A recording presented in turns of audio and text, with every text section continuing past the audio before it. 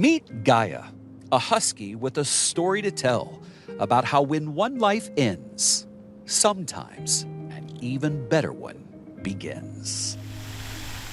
In Dallas, Texas, Gaia's life was confined to that tiny backyard. That's because her loyal owner, Sandra, was hospitalized. The next-door neighbor, Lisa Kanarek, noticed that the 9-year-old female looked lonely. So she offered to walk her. I walked in, and then Gaia came up to me very slowly, and then I said, "Oh, hi," and then "What's your name?" So I had to look down at her tag and saw it was Gaia. One walk turned into 3 weeks of walks. Come down here. And then one question Lisa was not expecting from Sandra's dear friend, Gilda Levy. 2 weeks before Sandra died, she said, "I don't know if you've thought about this, but would you like to take her?" And what did you say? Sure, I would love to. So when the time came, Lisa was summoned to Sandra's home right next door.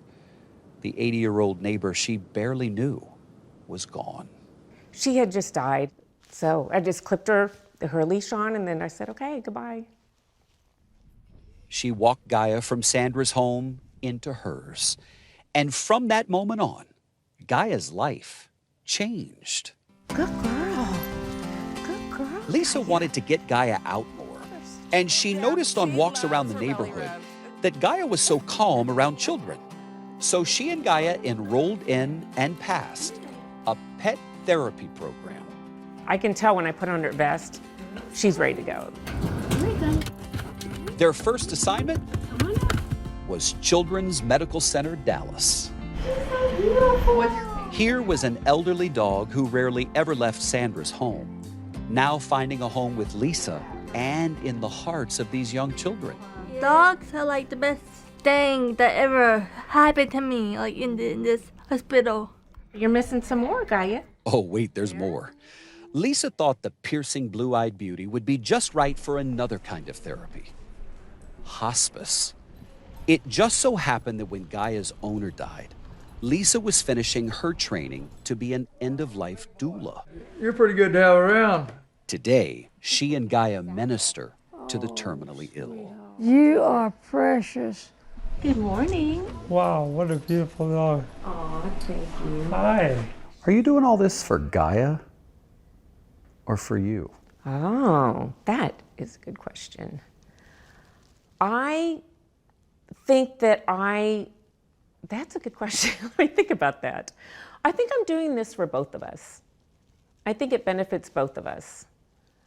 She gets to go out and see people, and I get to see the response that she gets when she's out. There's just nothing better than that. Gaia's life changed when she became part of our family. Gaia has brought this writer out of her shell.